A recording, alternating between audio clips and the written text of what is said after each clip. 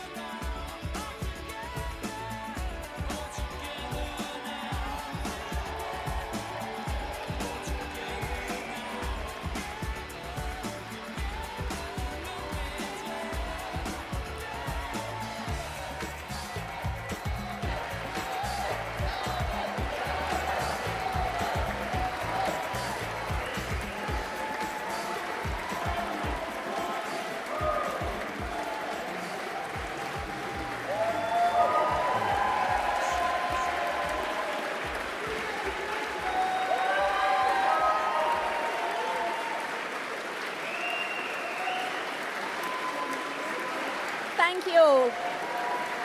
Thank you all.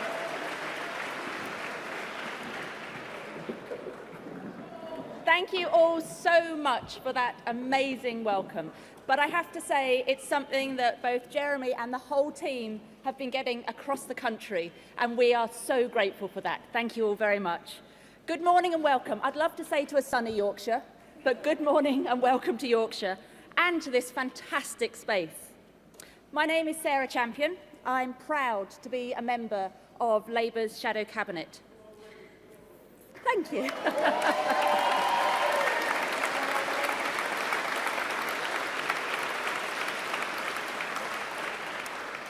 Firstly, I want to thank everyone from Bradford University involved in organising this event, and also thank you to all of you for coming.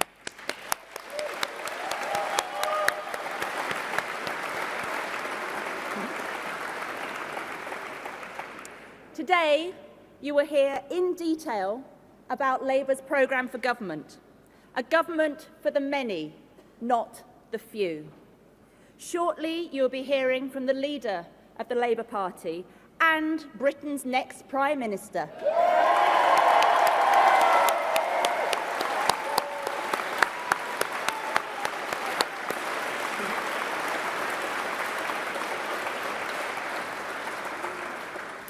But first, I think it's only right that we hear from two local residents who are going to share with us their personal stories about why they need a Labour government elected on the 8th of June.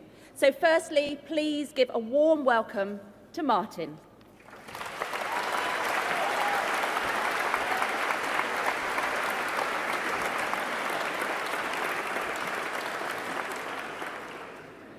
My name is Martin Kilgallen.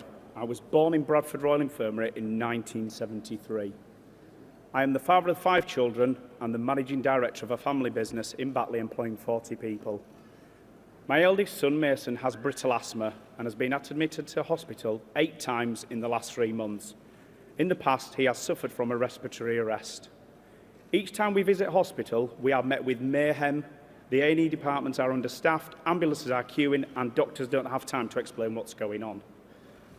2 of my younger sons, Tolan, who is 6, and Freddie, who is 5, have been diagnosed at the severe end of the autistic spectrum.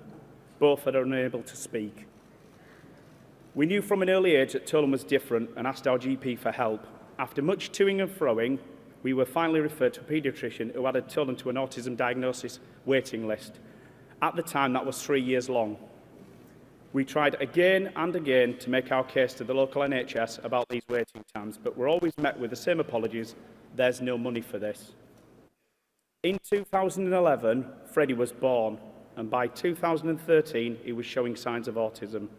Again, after a battle, we were added to yet another 3-year waiting list. Thanks to the intervention from the late Joe Cox, Freddie received his diagnosis in 2016. During this time in my life, I would work until 7 or 8 at night, and on arriving at home, the first thing I do was open a bottle of red wine. To a lot of people, a bottle of red wine every night isn't a lot, but I knew this wasn't for me, and I sought help from the local doctor. There was no support for this. I wasn't an alcoholic. One Sunday night in 2014, things finally got to me, and I took a walk on the hard shoulder of the M62. I don't know how I managed to get there, but the intended outcome was to end my own life. Fortunately, I didn't. With the help of some private intervention from a gent called Thomas Fitzsimons, I gave up drinking. I spoke at great length with my wife, and we realised we were both suffering from severe depression. We set up a support group for parents of autistic children in October 2014. This has now become a charity called the Whole Autism Family, and only last week received an award from the Duke of York. The charity was set up because we didn't want parents to go through the same issues we had with no support available. We are now in the process of moving Tolan and Freddie back to a special needs school. The local school they attend say they cannot meet their needs. We had a meeting with the special school last week and have been told they can't go there, that school's full. The team in charge of this at the council have informed us that the other special schools are all over numbers. We are currently paying towards one-to-one care to ensure both of our boys are kept safe while at school. Tolan is only able to attend school twice a week and Freddie 4 days. In every meeting with the special needs team, they tell me they don't have the finances to do anything different. On Sundays, both of our boys attend a respite centre. There was recently consultation to close this down in an attempt to save £500,000 a year. This service is safe for now, only because there isn't anything to replace it. I spoke on Sunday to the manager. She is running on a zero budget and being asked to make further savings. We meet with other parents at the sport group. Most have had to give up work due to their child's needs. I regularly see grown men and women cry. Dealing with a disability or special needs is hard enough and doesn't need to be made harder by the reduction of vital services. Something has to change. A Labour government will fully fund the NHS, giving it the money it needs. They will provide emergency funding to address the social care crisis, as well as develop a fully funded social care model over the longer run. It will stop cuts to school budgets and introduce new schools funding formula that is truly fair to develop a world-class education for every child. Labour will develop a better, fairer Britain. This is why I'm voting Labour at this election. I'd like now to welcome Mohammed to the stage. Thank you.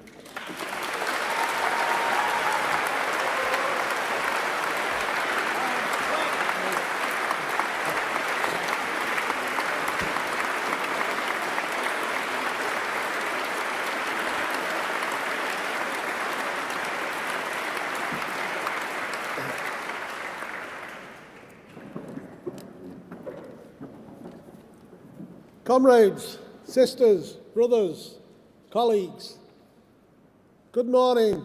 Peace be with you all. My name is Mohammed Azam and I'm a bus driver. I'm from Oldham and I'm a former Labour Party councillor. I'm also a proud dad, but I'm also a worried dad. Worried about the future. My kids, 3 of whom have graduated from university, 2 who are currently in university, what are they going to come out with after university? There are very few jobs they can go into, but they will have a massive debt on their shoulders. Is that the kind of future I envisage for them? Actually, no. I wanted my kids to do better than me. I, as a bus driver, have no debt. Yet my kids, who are better educated and should have better opportunities, have got massive debts. That's not the kind of future I need for my kids or for anybody else's kids. The Tories have been holding us back and putting a cap on our kids' ambitions. How will they afford homes of their own? How will they manage the debt?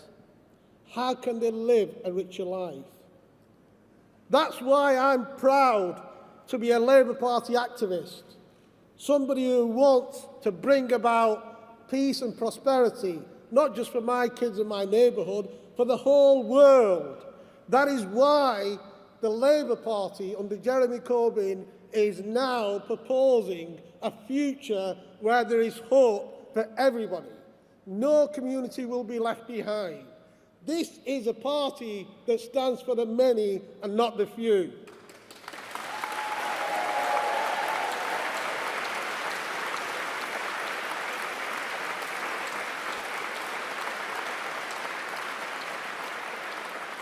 You will hear more details in a short while, but I can tell you, for me as a worker and my colleagues in the bus industry, the proposals that are already leaked out have been really enthusiastic for us. £10 an hour. How many people is that going to lift out of the poverty? That's going to do a huge amount of favour for the communities that I live in. £10 an hour. Add to that extra 4 days bank holidays. Bank holidays for those people who want time off to spend with their families are needed, and we will be able to enjoy that. There are a whole host of other proposals that I'm sure, I don't want to take the thunder from people who will introduce them to you, but I think housing, work, security at work, dignity, and a peaceful world is something that we all aspire to. And that is why I'm out up and down the country trying to help my colleagues from the Labour Party to get elected so we can have on June the 8th a Labour Party government that serves the many and not the few.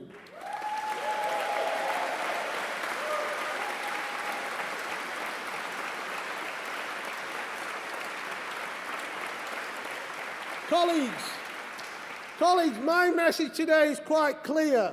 It's short and sweet. We have very little time. The media is not going to do our job. We need to be on the doorstep. We need to be talking to people, our communities, our colleagues. We need to be telling them how bad the next Tory government will be if they get in. And on the other hand, we have hope with this Labour Party. The colleagues here who will form the next government, I am sure they will be able to deliver not just for our communities, not just for me and my kids, but everybody in this room and everybody in this country. That's the kind of future I'm looking forward to. That's the kind of future I ask everybody to work towards. We have very little time. We need to get out there and do our work. So, colleagues, we know this manifesto is going to deliver for us. Please take the time out there and do whatever you can. We need a government that will be on our side. I need a Labour government that's going to get my kids out of the debt, out of the poverty, out of the situation that I find for them. I worry for their future. And I know many more people up and down the country worry about the future too. Let's end the worrying. Let's start looking forward to a brighter future. Let's look forward to a Labour government on June the 9th. But we have to do work for that. Colleagues, my message is clear. Let us go for peace and prosperity and not what the Tories offer, war on austerity. So let's get out there and do our work.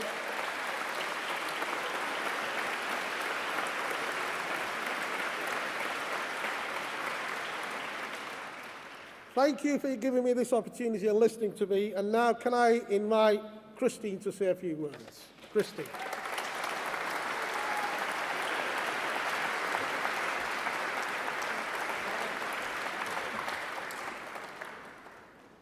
Hello, my name's Christine and I live in Cleckheaton, not far from Bradford. I'm a busy working mum of 2 girls. Like all parents, I work hard to make sure they have everything they need. As a single parent and a carer for my girls' grandma, so sometimes I have additional challenges. Work needs to fit around looking after the girls and their grandma.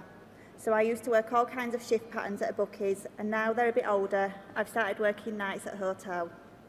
But even though I work hard, after paying for food, the rent and bills, there is not much left. Sometimes there's not even enough, full stop. I know I'm not the only person who has to deal with these challenges and look after their family, and I don't think I'm the only one who feels like it shouldn't be this hard. The Tories are taking the country backwards, but I want better opportunities for me and my family. I want my girls to have more opportunities and not fewer. I want a party in government that stands up for people. I want a government that works for the many, not the few. This general election is a clear choice between the Labour Party, who will stand up for working people, and the Tory Party, who are failing us. I will be voting Labour on June the 8th for the good of my family, and I hope you will too. I am delighted to introduce the leader of the Labour Party and our next Prime Minister, Jeremy Corbyn. Thank you so much for what you said. Fantastic.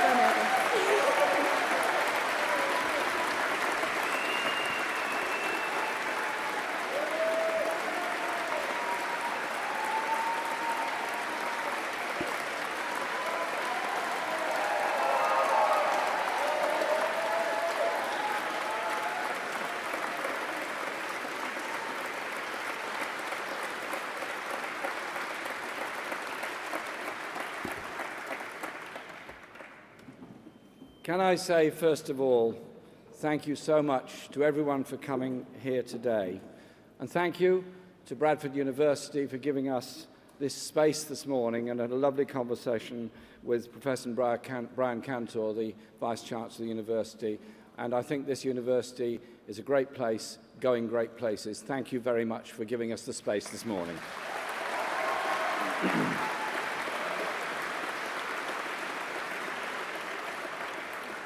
And thank you to everyone in Bradford and indeed all across Yorkshire over the campaigning over the last few days. What a fantastic welcome we've had. What fantastic support we've received. And so many people tell me so much about the hopes they have in our manifesto, in our plans, in all of us. We intend to deliver on those hopes and on these plans.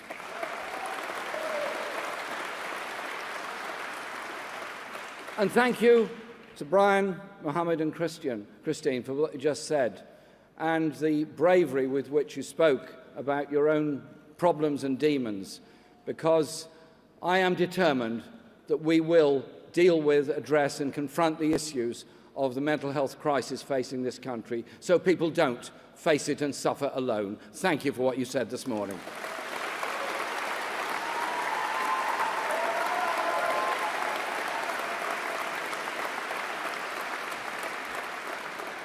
I also want to say a big thank you to all those that contributed to our manifesto, those in our teams in the Labour Party head office, in my team, that put such amazing amounts of work into producing a very good manifesto in a very short space of time.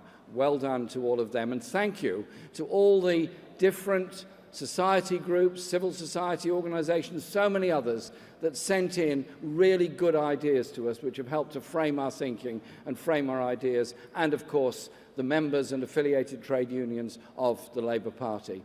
And I also want to say thank you to the party's national executive for the huge work they put in on this, and a very deep appreciation to all my colleagues who are here today in our shadow cabinet.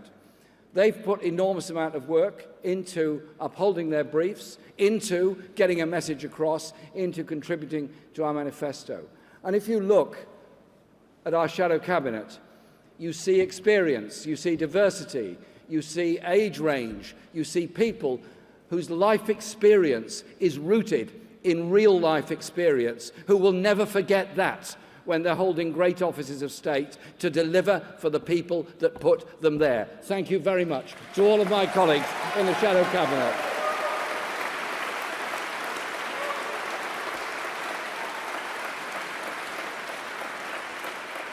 And of course, it's an absolute pleasure to be here in Bradford to launch this manifesto for the many, not the few. Because Bradford University had a chancellor for a long time, and a great chancellor he was. He was Harold Wilson, a former Labour Prime Minister.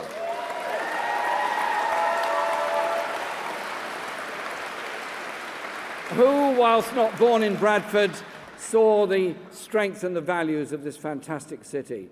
And Harold, as Prime Minister, did so much to expand university education and make it accessible for all. And his greatest legacy, I believe, is the Open University and the access that gives to everybody to go into higher education if that's what they wish to do at any stage in their lives. And so I think today we're setting out a manifesto to transform the 21st century in the same way that Harold Wilson in the 1960s sought to transform the 20th century. And it's an absolute pleasure to be here today. This manifesto is a draft for a better future for our country. It's a blueprint of what Britain could be and a pledge of the difference a Labour government can and will make. Like thousands of other Labour Party members, I've been making the case to people across the country over the last few weeks. This is a manifesto for all generations.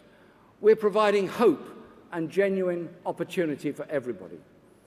I say to our children, whatever the postcode you were born in, we will make sure you have the same chance as every other child.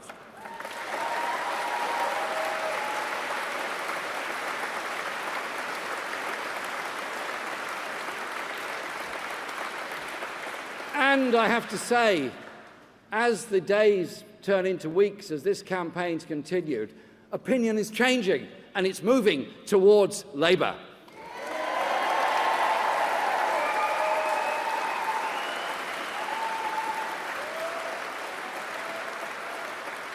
And actually, there is no secret as to the reason for that. Because people want a country run for the benefit of the many, not the few. That's because for the last 7 years, our people have lived through the opposite. A Britain for the rich and the elite and the vested interests. They've benefited from tax cuts, bumper salaries, and millions have struggled at the same time. Whatever your age or situation, people are under pressure, struggling to make ends meet. Our manifesto is for you. Parents worrying about the prospects of their children and anxious about the growing needs of their elderly parents. Young people struggling to find a secure job and despairing of ever getting a home of their own. Children growing up in poverty. Students leaving college burdened with debt. Workers who have gone years without a real pay rise and stretching family budgets just to survive. Labour's mission over the next 5 years is to change all of that. Our manifesto sets out how, with a programme that is radical and responsible, a programme that will reverse our national priorities and put the interests of the many first. We will change our country while managing within our means, and will lead us through Brexit while putting the preservation of jobs first. Let me highlight just a few of our key pledges, and believe it or not, you may have read them already, if you're an assiduous reader of newspapers. We're ruling out rises in VAT and national insurance, and on income tax for all but 5% of the highest earners. Labour will boost the wages of 5.7 million people earning less than the living wage to £10 an hour by 2020.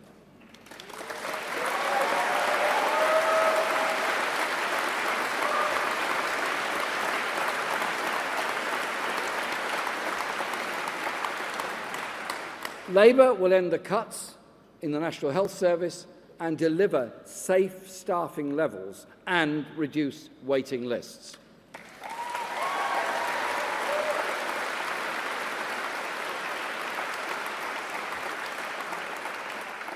Labour will scrap tuition fees, lifting the debt.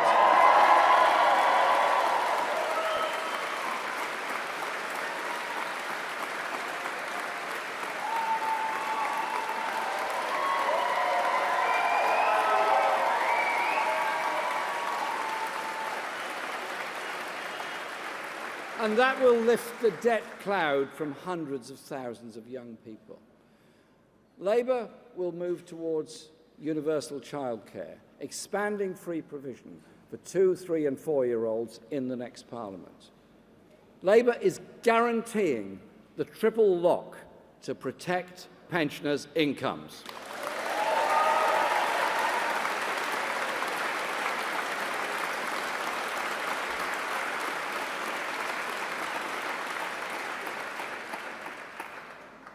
And we will build over 1 million new homes, at least half of them for social rent.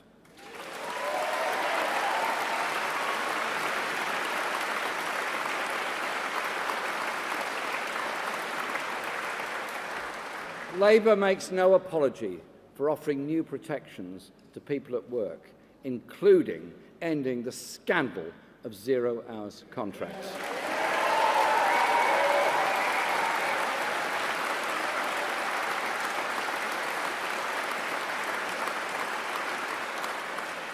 And we make no apology for finding the resources to hire 10,000 new police officers and 3,000 new firefighters.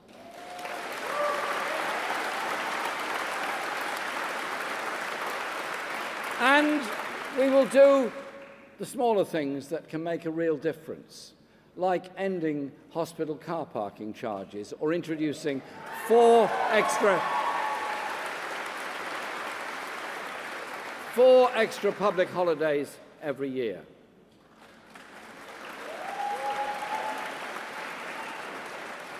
But we in the Labour Party recognise that dealing with and solving these problems requires a thriving economy, one that gets our economy working again and rises to the challenges of Brexit on jobs and investment. For 7 years, the Conservatives have been holding Britain back. Low investment, low wages, low growth. Labour will move Britain forward with ambitious plans to unlock this country's potential. We will set up a national investment bank and regional development banks to finance growth and good jobs for all parts of the United Kingdom.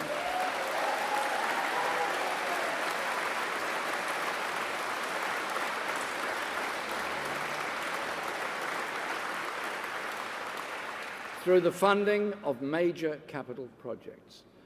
Labour will also invest in our young people through a national education service focused on childcare, schools and skills, giving them the capacity to make a productive contribution to tomorrow's economy.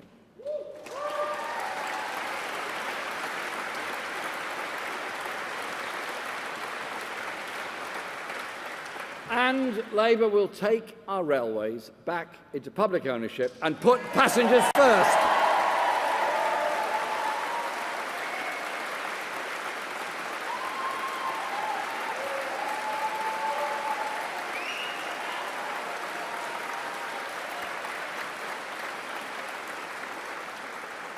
We will take back control of our country's water by bringing them into regional public ownership.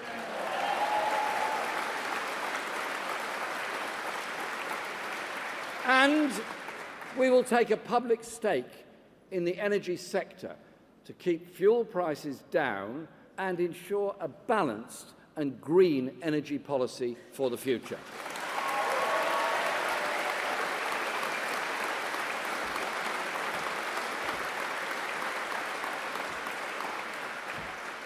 The Tories now want to scare us into accepting more of the same. Only Labour has a plan ambitious enough to unleash this country's potential. And only Labour has the plan to make Brexit work for ordinary people. We are clear there is now a choice. Labour Brexit that puts jobs first, or a Tory Brexit that will be geared towards the interests of the City of London and risk making Britain a low-wage tax haven.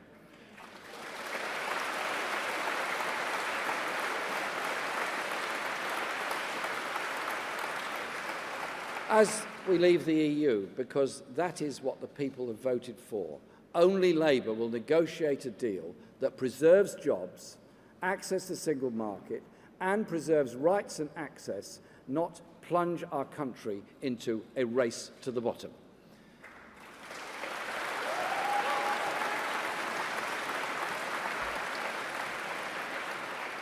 All this is costed, as the documents accompanying our manifesto make very, very clear.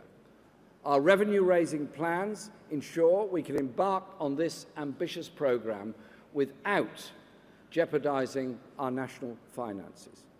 We're asking the better off and the big corporations to pay a little bit more, and of course to stop dodging their tax obligations in the first place.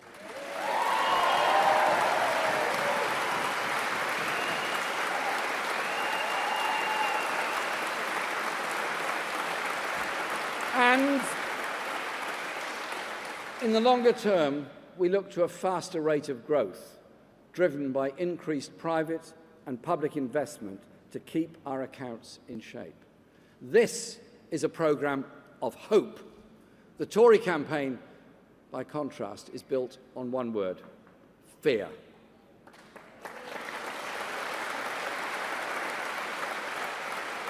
What would another 5 years of Conservative government mean for Britain?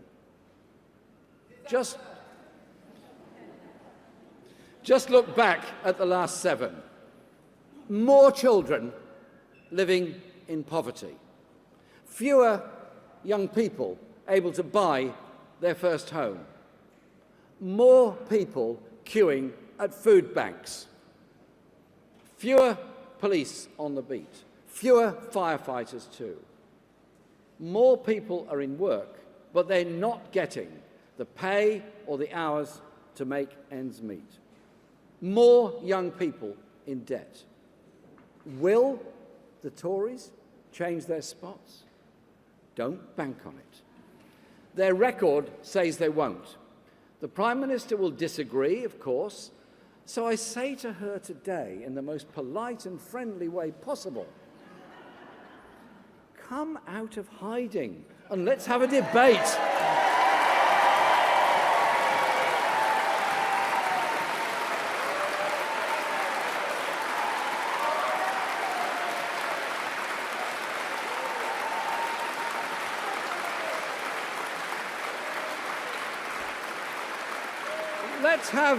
Let's have a polite, respectful debate on television so millions of people can make up their own minds about which party offers better hope for Britain.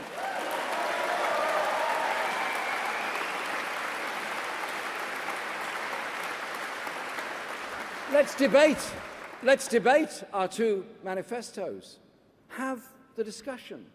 I'm confident that once the people of this country get the chance to study the issues, look at the promises, they will decide that Britain has indeed been held back by the Conservative government. They have prevailed over the many for far too long. And that they will decide it's now time for Labour.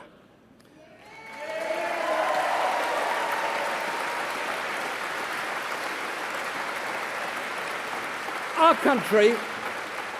country will only work for the many, not the few, if opportunity is in the hands of the many. So our manifesto is a plan for everyone. Have a fair chance to get on in life, because our country will only succeed when everyone succeeds. This message is for everyone in this country, be they young, be they middle-aged, or be they old. We want that inclusive society that cares for all. And as I said at the start of my speech, we are determined that a child's future is not decided by the place of birth, that a child's future is not decided by the underfunding of their primary school.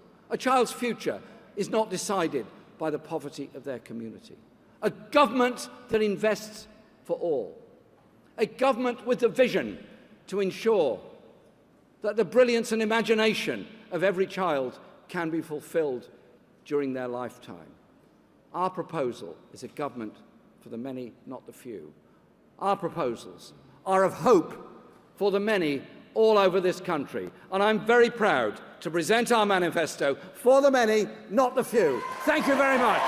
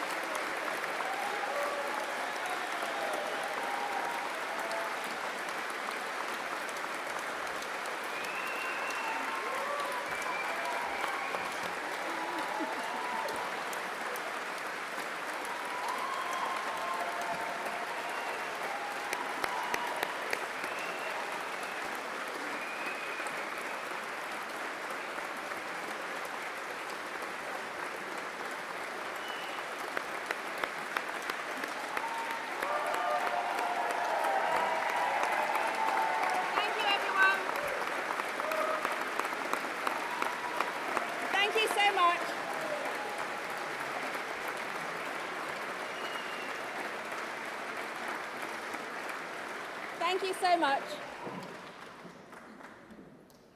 We now have an opportunity for questions because Jeremy loves answering questions. I'm going to take them in groups of 3. Bear with me because there's a lot of people in the room. So I've got the lady in the pink, the gentleman, yes, and then Laura over there. Thank you.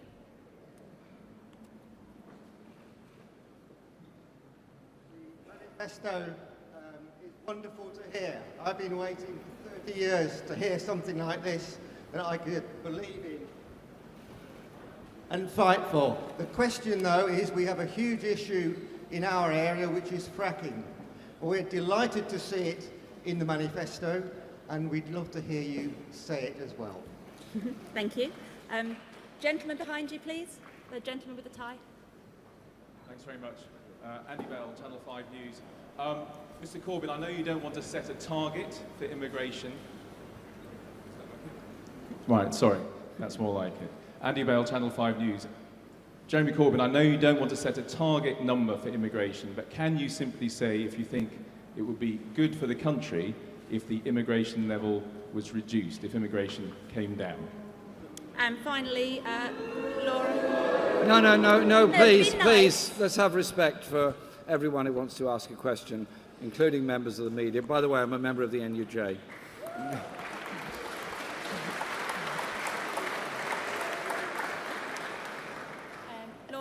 Thank you. Laura Kunsberg, BBC News. Mr. Corbyn, to be crystal clear for our viewers, for good or for ill, you think it's time to pay for your ideas, to tax more, to spend more, and to borrow more. First of all, thank you very much. The manifesto is absolutely clear. We believe that fracking is very damaging to the environment, and therefore Barry Gardiner has made the statements on that, and I'm sure you understand and accept them and the way that Barry has put them. And I thank Barry for the work that he's done on it. He's nodding in agreement, so it must be true.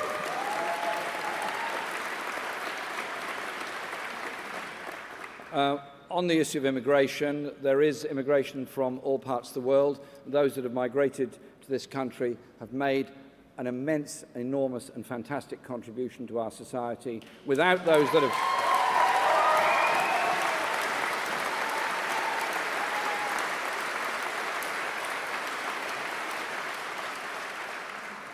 those nurses that came from Jamaica, those doctors that came from India, those specialists that come from Germany, those that work in all aspects of our National Health Service, Education Service, industry, transport and so much else have helped to give us the living standards that we all have. And I think we should recognise our country owes them a great deal of debt and thanks for what they've done.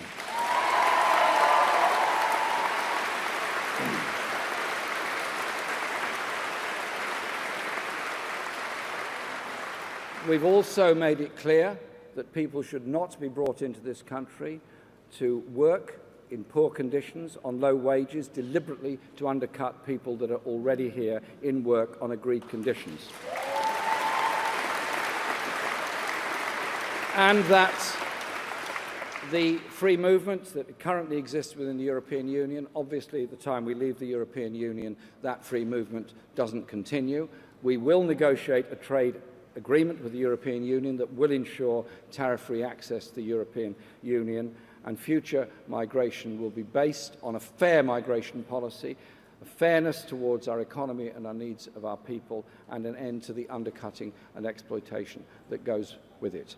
And I believe that a Home Office led by Diane Abbott will be fair and decent and reasonable in the way that it runs it. But bear in mind, if there hadn't been people coming here to work in our NHS, all of us would be in far worse health than we are at the present time. Let's remember that.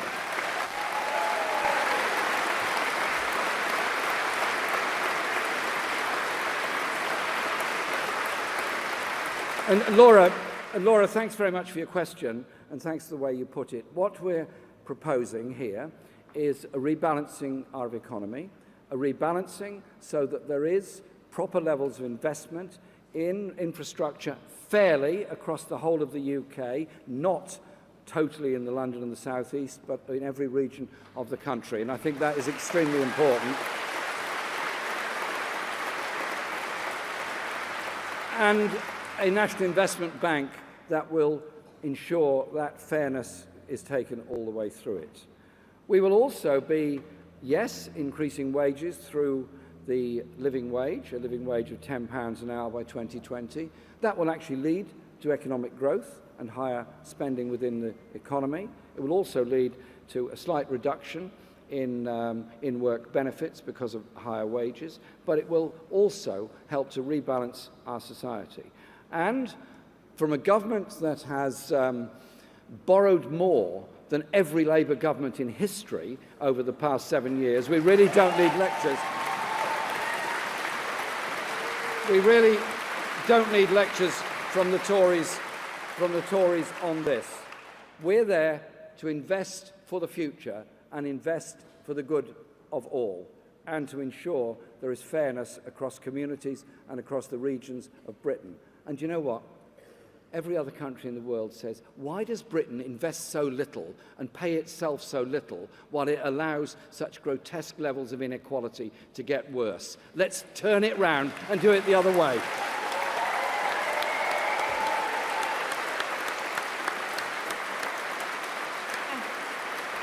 Thank you. I've got a lady on the very back row, the gentleman who has the most splendid moustache I've ever seen, and the gentleman on the front row. Second most lovely.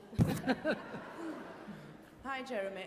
I'm just wondering, is there any provisions, Scarlett over here, is there any provisions to basically fix the failing academies that we already have in our system for schools? Because my son is now 18 and he came out with no GCSEs because the schools failed him.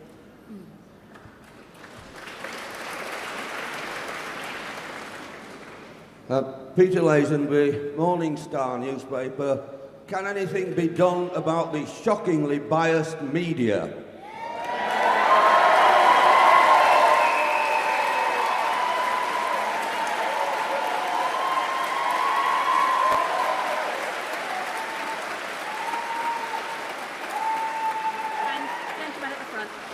Hi, Jeremy. One of the problems people face in society, I think, is economic isolation. We've seen a number of high street banks that are closing down. You think it'd be a good idea if there was a network of banks on the high street, maybe utilising post offices to provide a bank for the people? Thank you very much,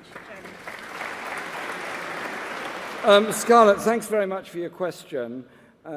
We don't want to close schools. Indeed, we want to see there is proper investment in schools all across the country. And under Labour, head teachers won't be asked to take collections at the school gate in order to pay for teachers' salaries and teaching assistants' salaries. We will ensure there is decent and fair funding of all schools across Britain, not what is happening now, which is funding per pupil is being cut in the vast majority of schools, and the schools are paying the price for that with oversized and supersized classes, overstretched teachers, and an insufficiency of teaching assistants and so many other staff within the school. We will ensure our schools are properly funded. Secondly, where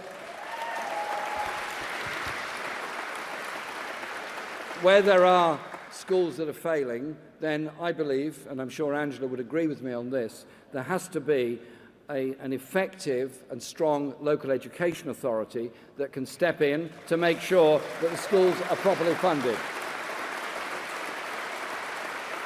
Because we are not convinced of the idea that every school should be accountable only to the Department of Education. We want a much stronger local community and family of schools and education, so we would want to bring free schools and academies within that family of local education in a mutually supportive environment.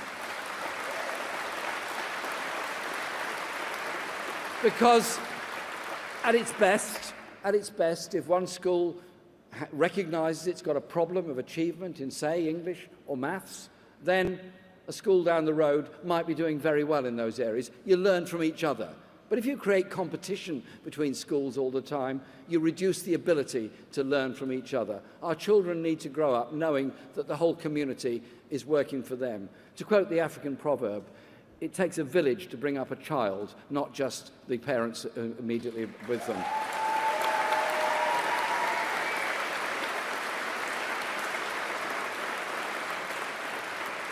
And since you so kindly brought up the question of education, Tom Watson and I have just been discussing on our wonderful campaign bus coming here how exciting it's going to be when we introduce the Pupil Arts Premium so that every child gets a chance to learn a musical instrument in school.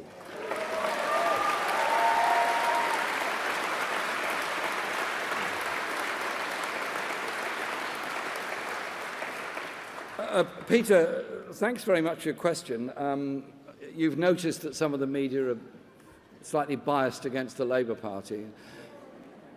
This is sometimes said to be the case. Listen, we're very serious about ensuring there is freedom of information and a right to know in society. It was, after all, Labour who introduced the Freedom of Information Act. We also recognise that in many societies around the world, very brave journalists lose their lives or are assassinated because they've uncovered the truth about brutal regimes and abuses of human rights. Journalists and journalism and free journalism and free press are intrinsic to a democracy and a free society. I fully understand that.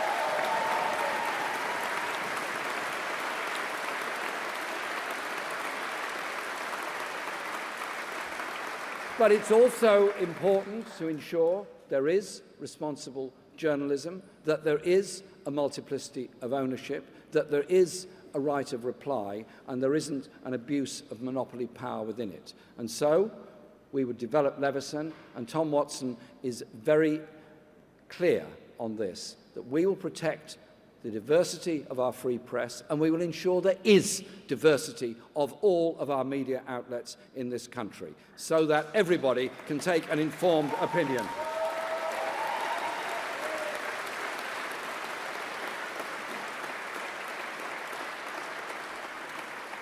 And the point that Tony Cairns raised at the end about economic isolation, John McDonnell has put forward a very clear view that a high street bank is actually something that's quite important. It's part of our community.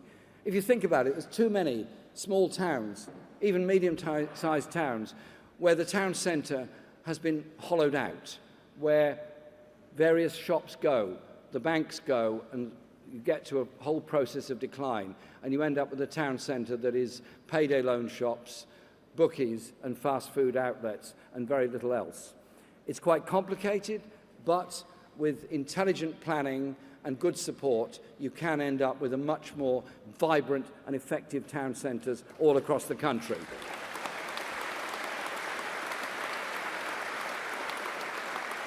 And so John's proposal is that banks shouldn't be allowed willy-nilly just to close all their branches and leave some towns with no bank whatsoever. There's also the question of the promotion of other banks as well. Credit unions have grown a great deal in our society. I'm indeed a member of a credit union myself, because I think they're a great way of helping people financially manage and helping them to get credit if they need it and get loans if they need it. I think those things are very important. There is also the role of the post office in this as an alternative source of banking, and indeed it was the Labour government of Harold Wilson that introduced the gyro account system in those days. And so we'd be looking alongside the question of public ownership of Royal Mail, up to the role that the post office will play in assisting people to get good banking. And again, that means you've got to keep post offices on the high streets of all our towns and cities in Britain.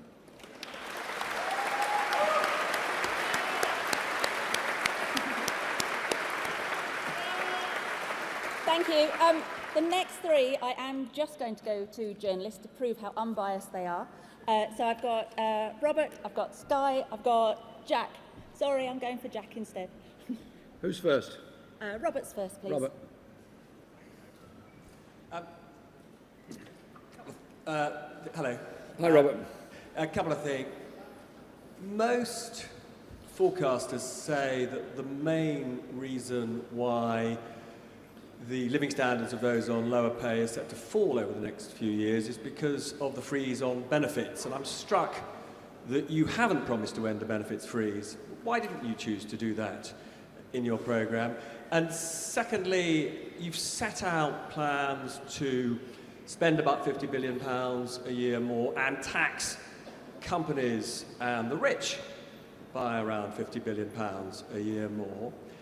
You've also got an ambitious programme of investment and an extension of public ownership to energy, the Royal Mail, water.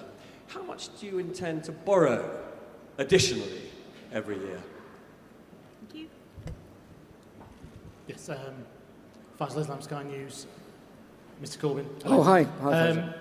So you've described the manifesto as radical. The Independent Institute of Fiscal Studies has said that this is the biggest involvement of a government in the state since the 1970s.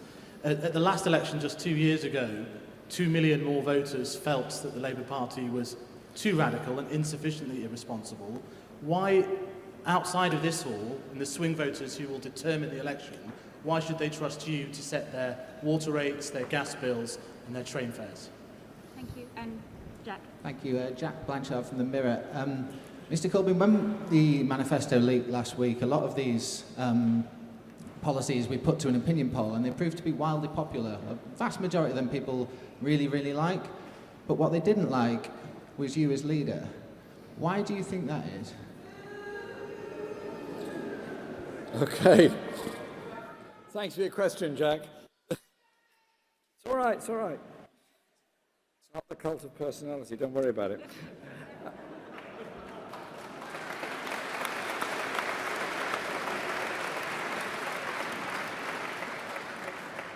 Robert, thanks very much for your question. Yes, increasing benefits is important, and clearly we're not going to freeze benefits. That is very clear. We're also looking at the perverse effects of the benefit cap on people and their housing accommodation, particularly in London and the centre of our big cities. You will be hearing more about that in the very near future.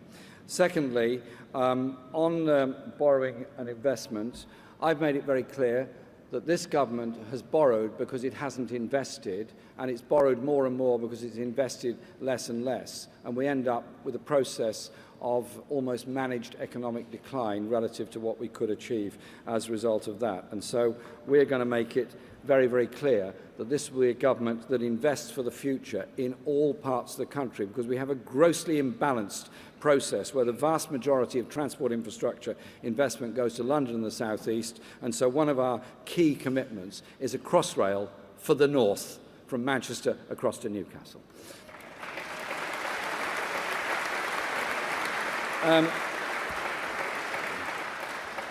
Faisal and Jack, your questions are actually the mirror images of each other. Did you get together to decide who was going to ask which? No, it's all right. That's a joke. Don't worry about it. When people talk about the 1970s and our manifesto doing that, I simply say that the other major party contesting this election is really, really forward-looking. They're going to bring back fox hunting and grammar schools. That sounds really 21st century, doesn't it?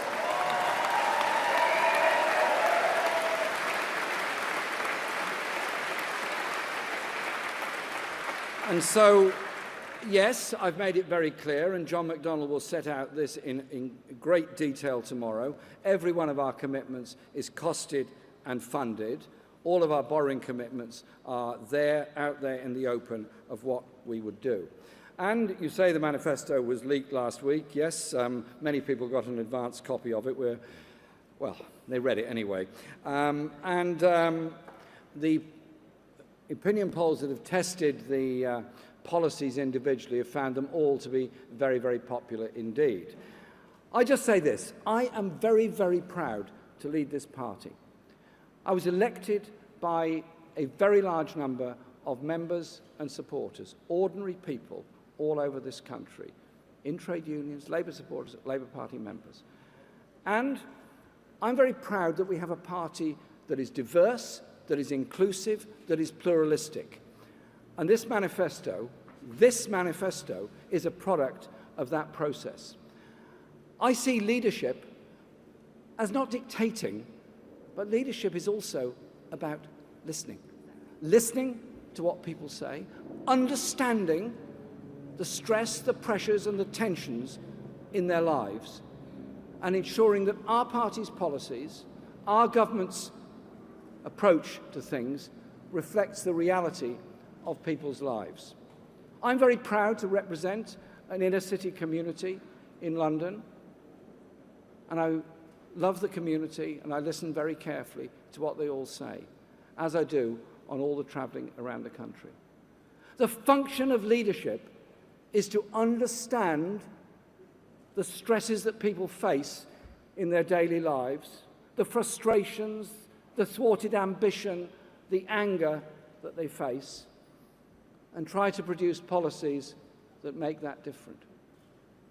Being strong and standing up doesn't necessarily mean shouting, dictating, and instructing. It's how you put your case.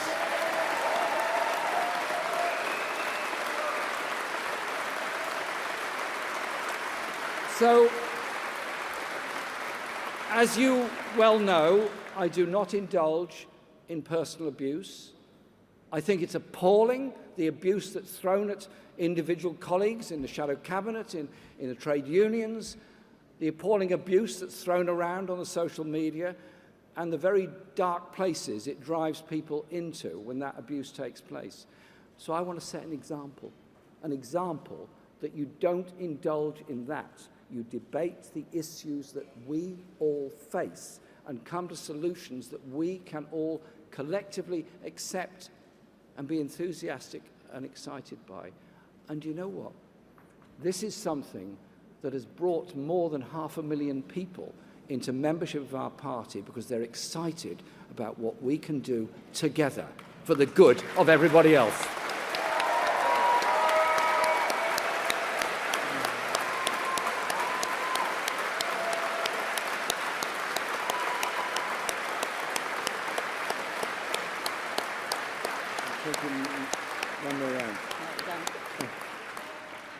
Ladies and gentlemen, on that note, thank you to all of you. Thank you to all of the colleagues that have made this amazing document, which we're very proud to stand by. And ladies and gentlemen, with your support, your hard work and your dedication over the next 3.5 weeks, please say thank you to your next Prime Minister.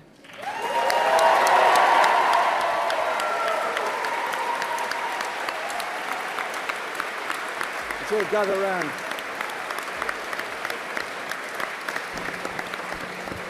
Right, sir. All hold it up.